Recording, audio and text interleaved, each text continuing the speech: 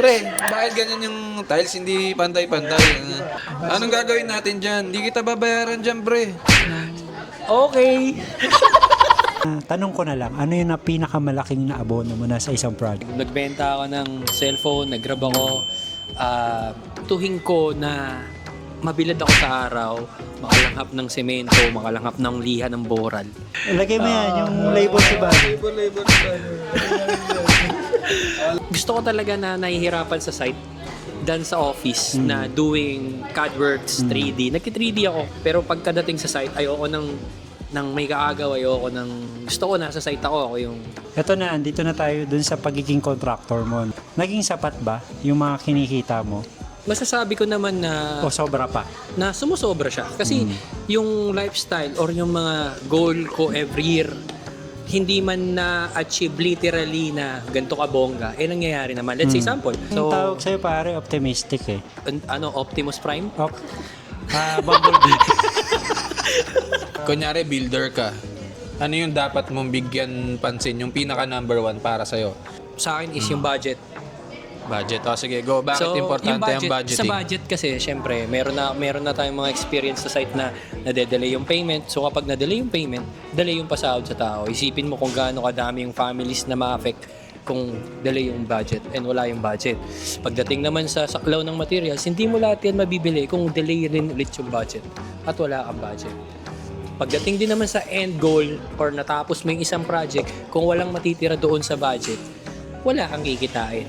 So, para sa akin, siguro, top 1 ko yung budget. Okay. So, may ano lang ako dyan bro. Dagdag Add-ons. kaalaman. When it comes to construction, meron akong 5 M's. No? 5 M's yan. Unang M, money. Tama, Money, budget. yes, money, budget. Pangalawa, materials. Pangatlo, machine, yung mga equipment mo. Tools. Pang-apat, minutes, yung oras. Panglima, management. Ay, nandito ba yan? Naka-breakdown, Ha? baby breakdown mo ba yan? So, pakita mo yan. So yun, guys, importante talaga yung 5 M's na sinasabi. Tsaka yung priority ni Architect Van na money and finances. No? Yes. Mahalaga yan. So, Architect Van na tawag ko sa kanya. Oh, sige. Sa year... Year of the pakita mo dog. yan. Year of the dog. Year of the dog. Dami mo lang pinakita. Ma-advise mo ba yung mga underboard na architects na mag-contractor? Ma-advise ko sila kung Kung magko-contractor. gusto nilang mag-contractor, pag subcon, ma-advise mo ba sa kanila? Hindi ba masakit sa ulo? Siyempre, lahat naman ng gusto natin, guys, sa mga viewers natin dyan or aspiring architects, contractor, or designer, wala naman talagang madali sa una. Lahat paghihirapan nyo. So, kung gusto nyo maging contractor, go. Kung gusto nyo maging designer, go. As long as nandun yung puso nyo, as long as mahal nyo yung ginagawa nyo, nag-e-enjoy kayo doon, kahit sabihin mong maliit yung kita, basta masaya ka, huwag kang mag-o-over lagi doon sa money na kailangan mauna muna yung goal mo na makakuha ng maraming pera. Daan doon sa mas maraming mababalik sa yung learnings. Kailangan ganun ka. Mas crave ka sa learnings than sa money. Siyempre, factor na yan tao tayo. Kailangan natin ng money. But at the same time, once na-construct na natin sa sarili natin, build up na tayo ng maraming learnings, marami na tayong na-share, marami na tayong knowledge, doon na mag-i-speak yung money sa'yo. Ang dami na itong alam. Alam niya lahat, execute. So, kailangan yung question or pag nag-ask ka sa client ng amount na ganito, wala nang questionan. Kasi alam mo na lahat. Walang duda na magaling ka. Kaya yun. Ayun lang yung advice ko. Okay.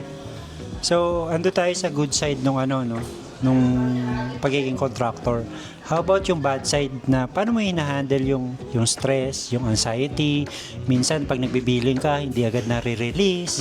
Tapos yung kliyente, sobrang tiger eyes kapag nag-punch list, talagang kahit gatuldok, makikita Yes. pa. So, paano mo hinahandle yung mga ganong situations? So, syempre, parang pag pinagalitan ka ng nanay mo, mainit yung ulo ng nanay mo yung client.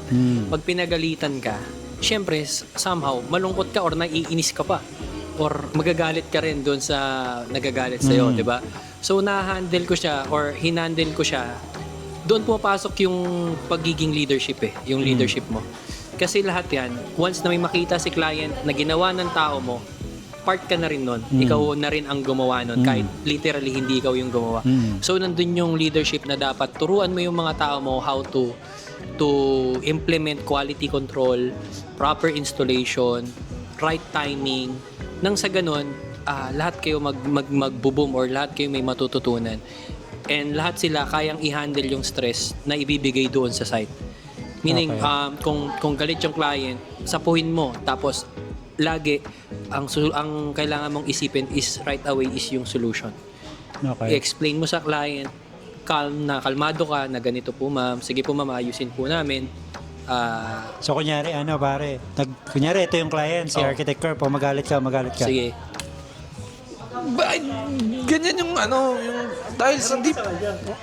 Pre, bakit ganyan yung tiles hindi pantay-pantay?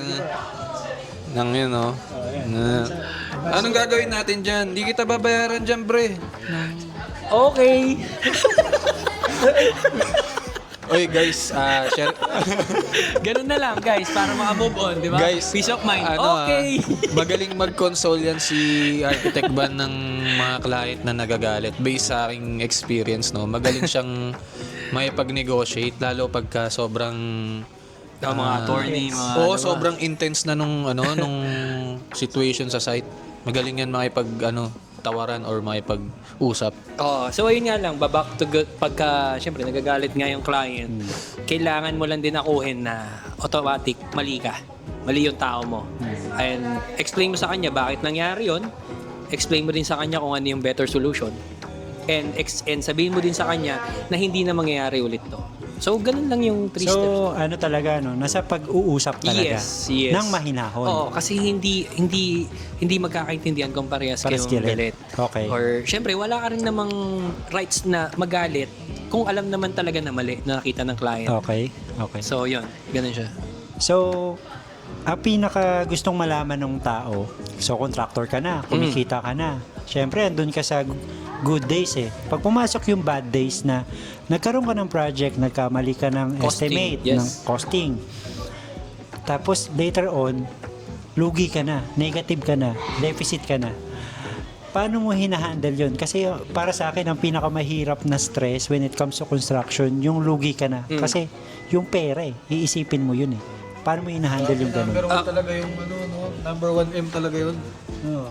Number 1M money, no? Yes. So, ayun, sabi ko nga sa'yo before, marami akong naging partners na contractor, na designer, and na-experience din ni Architect Ray yan, somehow na pagdating sa dulo is minsan break even. Minsan may iiwanan ka ng kapartner mo, may mga senaryong ganun. Ako na-experience, guys. Kahit hanggang ngayon, na-experience. Oo, yun. Iiwanan ka ng partner mo, tapos kailangan mong tapusin kasi ikaw yung maharap sa client. Siyempre, tiwala sa'yo yung client. So, ang ginagawa ko or paano ko siya in-handle is, ayun nga, bumabalik lang din ako dun sa goal ko. Ang goal ko kasi lagi sa client is number 1, matulungan sila. Second is magawa yung bahay. Third na yung profit. Siyempre, hindi naman tayo mga architect, sila Architect Ray, sila Architect Jem, ayaw ng profit. Hindi kami ganun Siyempre, sino ba namang ayaw ng profit? But at the same time, kailangan mong ibigay yung best mo para mapaganda yung client. So, inahandle ko yung problem na nalulugi as a part of tuition fee na next time dapat mas mag-supervise ako on time, dapat mas tutok ako sa tao, hindi ko hinahayaan kay foreman. Dapat even small things kailangan tignan ko mabuti. Nang sa ganun, hindi na-apektuhan yung labor cost mo, material cost mo. Kasi ayun yung, ayun yung magpapadagdag ng or magpapalis ng profit mo eh.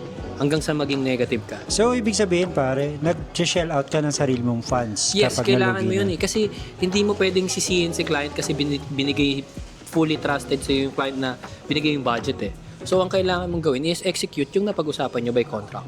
Okay, so, syempre, ikaw, sinasabi mo na optimistic ka when it comes to sa mga ganyang mga bagay.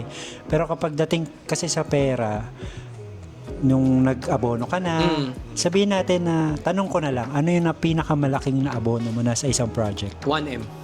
More than 1M. So guys, 1M, sobrang laki nun. Yes. Kasi, ayun pa yung budget ko para sa kasal. yun, Pinull out ko yun. Para 1M, teka lang, mamaya ka na magtanong. Kasi yung 1M guys sobrang laking budget nun. itatanong ko muna, yung 1M na yun, ano yun? Hindi mo siya na-estimate ng maayos? May tumaas yung presyo ng materyales? Hindi, since nga nagkaroon ako ng client, pinasok ko dun sa company namin or sa partner ko. Siyempre, ako yung kausap originally ng client. So, supposedly, dapat sa partner ko kasi para freelance yung dating ko pero sinasahudan ako. So, that magre-resign na ako na para mas matutukan ko yung client. Kaso, pinasok namin dun sa company. Ang nangyari is, bago kami sa company, nagbibigay sa akin yung client ng payment. Binibigay ko dun sa partner ko. Hanggang sa na-short sila ng budgeting or paano yung sa iba't ibang project, pa-funds, syempre, hanggang sa hindi nila titignan na yung budget for this project na pinasok ko, ubus na. Pero madami pang dapat. So, ibig sabihin pare, hindi naman ikaw directly ang gumasta ng 1M. Hindi. Kumbaga, hindi mo pa rin kasalanan kasi nga, nagpaubaya ka, may partner ka na... Ang naging kasalanan ko doon is hindi ako nagkaroon ng legal document between sa akin tsaka sa partner yung ko. protection mo. Oo, sa protection ko. Kasi ang nangyari is, client, tsaka ako ang magkausap sa contract. Si partner mo, saan? Doon na lang siya pumasok, kumbaga parang after na lang siya pumasok. So, ibig sabihin pare, sino ang may unang kausap? Ako, yung client, tsaka ako lang. Ngayon, kailan pumasok si partner mo? Since na bago pa ma-deal yung project, na nakapasok na ako sa company nila, meron na kaming mga big projects commercial. So, So ibig sabihin, yung partner mo, ang dinadala mo sa kanya yung pangalan. yung pangalan niya. So, yung company and the client itself, parang dalawang party. Pero ikaw lang representative ng company na yun, tama? So talagang responsibilidad mo talaga Oo, yung... dapat. Ang naging scenario kasi nun sa project is, okay yung costing, assume mo yung profit mo.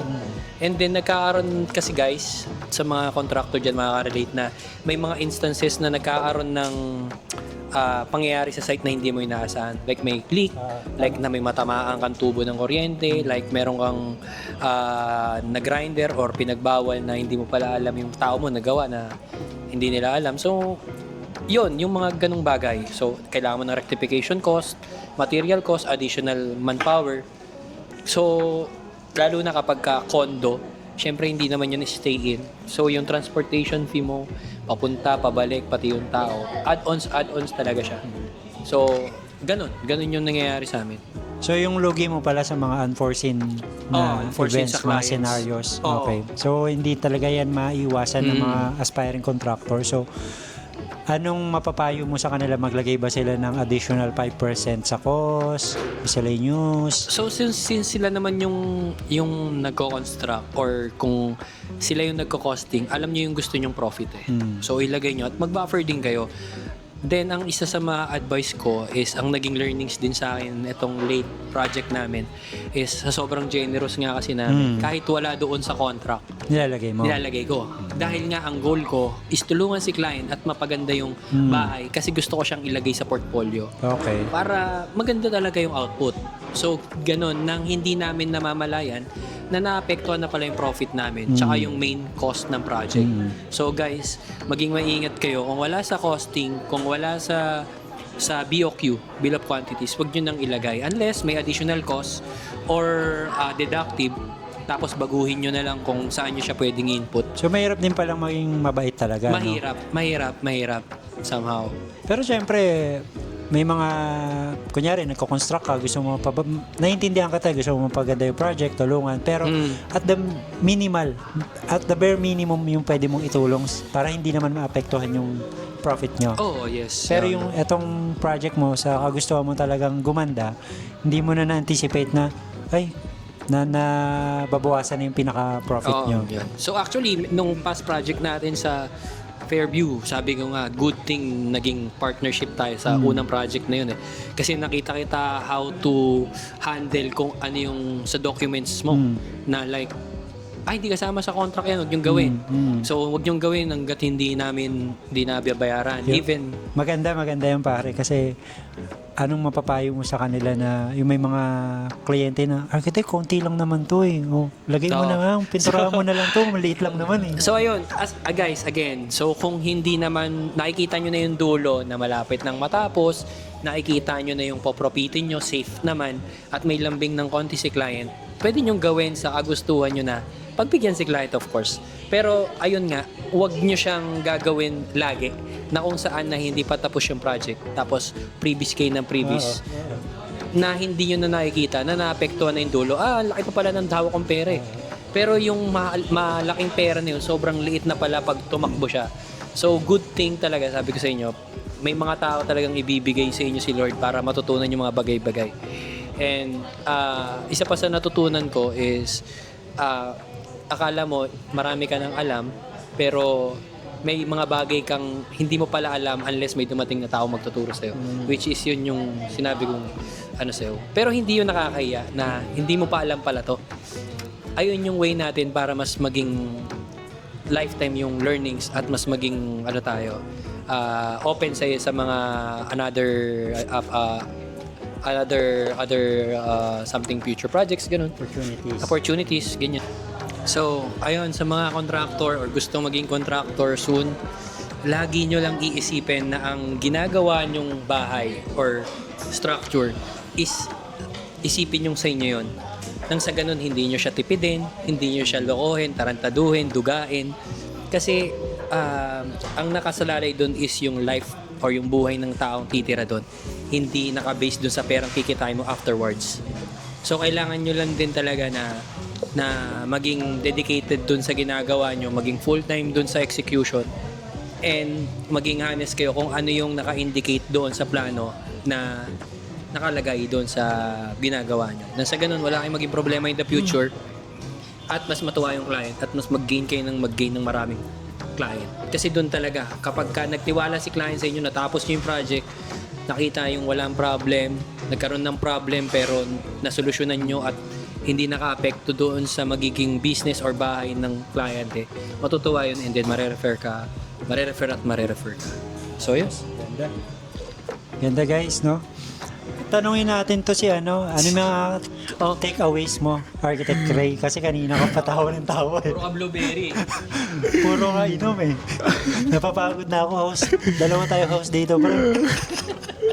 So ayun guys, ganda nung natin ngayon episode, no, para to sa mga aspiring contractors talaga. So ang key takeaway ko sa unang part nung podcast natin is yung pag-take ng board exam, napakahalaga yung timing and yung faith mo kay Lord. So combination lagi yan, hindi pwedeng isang malakas lang paniniwala mo, malakas lang loob mo. So lahat yan combination. So pangalawa, yung sa pagiging contractor naman, ang natutunan ko sa mga sinabi ni Boss Van, wag kang masyadong maging mabait ka sa client mo. Syempre, given yan, no? Kasi syempre, client mo yan. Hindi lang naman project ang binubuo mo when it comes sa paggawa ng project. Pati na rin yung relationship mo towards dun sa client, no? So, si Architect JM nga, yung ibang client namin, naging ninong sa kasal, naging ninong sa mga anak-anak, no? Magandang rin investment din talaga yung pagpapagawa sa architect. Kasi tignan mo, magiging ninong mo to. Daming pera niyan. Bless mo na. So, yun ang key takeaway ko, no? Wag masyadong maging mabait. Maging mabait pero wag sobra. So, ang key takeaway is yung pagiging sobra is masama. Yun. Yes. Una-una nagpapasalamat tayo sa guest natin, si Future Architect Van. Thank you guys. Thank you for share niya sa atin yung experience niya from board exam, nag-fail siya pero bumangon siya. Kumbaga yung mga bad na nangyari sa kanya, kino-convert niya into good. Kumbaga more positive talaga siya. So kailangan nating maging positive din tayo, optimistic tayo sa mga ginagawa natin, sa mga bagay-bagay, kasi hindi biro yung nag-fail ka ng 3 beses pero optimistic ka pa rin, ha. Kasi meron niya diyang iba, 1 beses lang nag-exam pero nagbigti. hindi, meron, totoo. Meron, nagpapakamatay, may stress. Meron may stress. nade-depress. Merong hindi na umuulit kasi ayaw na mag-fail ulit. Takot Pero sa failure. si Future Architect Van, talagang laban lang kung laban. Kung hindi ako pumasa, meron pa naman next time, no? Yes. Yun yung pinaka key takeaway ko. Try and try until you die. Hindi, until you succeed, no? Yes. Yan yung unang part dun sa pag-take niya ng board exam na, syempre, hintayin natin yung fourth exam niya, guys. So, hintayin nyo, baka Year maging of- katabi nyo to sa, Year of- exam room. Year of the dog. So, ito naman yung sa pagiging contractor ni Future Architect Van. Bilang contractor, talagang mataas dapat yung tolerance mo sa anxiety. No? Dapat mataas eh. Pero kay Van, parang yung anxiety, parang minamani-mani niya lang eh. Dapat ganun yung mindset ng contractor. Kasi, for example, si Architect Ray, kung naging contractor to na full-time, depressed na to. Pag nalugi, depressed na to. Panot na yan. Kumbaga, meron talagang, may trait talaga yung isang contractor. A good contractor can Take Can tolerate stress. Can tolerate stress. Yan. And Ulitin mo yung clear. A good contractor. a good contractor can tolerate stress. Tama yan, can tolerate, can manage. Basta, ang pinakamagandang trait ni Van is very optimistic person siya. So, kahit Yes. yung mga kliyente is galit na sa kanya, kumbaga, meron pa rin siyang pinaguhugutan na, you only live once no? Kung mga bagay na galit na yung kliyente, galit ka pa. Mahirap yun. Siyempre. Pag na-atake pa yun, yari ka pa. Oh. Pag inatake sa puso, Wala ka pang billing. tapos na yung karir mo. Wala ka pang billing. Wala ka pang billing. Yung billing mo, ang tagal-tagal.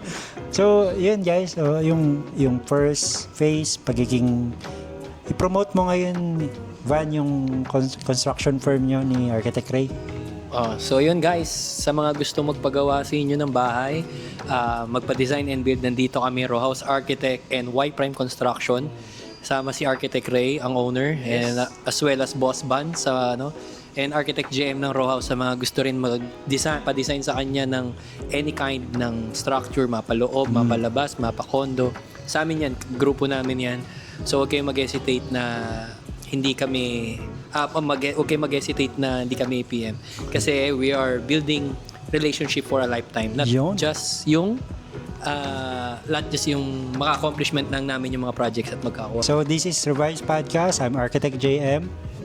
Architect Ray, And Boss Ban, so peace. dito na namin tatapusin yung podcast namin. So abangan nyo yung susunod na episode. Bye! Bye-bye.